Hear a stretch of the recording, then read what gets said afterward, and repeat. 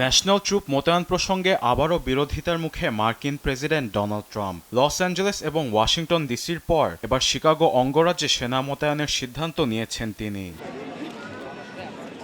ট্রাম্পের এমন সিদ্ধান্তের বিরোধিতা করেছেন অঙ্গরাজ্যটির মেয়র ব্র্যান্ডন জনসন এবং ইলিনয় গভর্নর জেবি প্রিৎজকার। এর ফলে শিকাগোতে বসবাসরত লাতিন সম্প্রদায় অহেতুক হয়রানির শিকার হতে পারে বলেও তারা মনে করেন। এছাড়া মেক্সিকোর স্বাধীনতা দিবস উদযাপনের আয়োজনে ও নথিবিহীন অভিবাসী আটকের নামে নাগরিক অধিকার লঙ্ঘনের আশঙ্কা রয়েছে।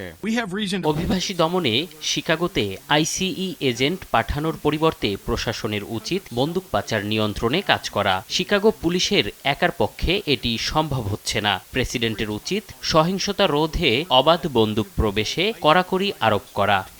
তবে কবে মোতায়েন হতে পারে সে সম্পর্কে মার্কিন প্রশাসন এখনই জানাতে নারাজ।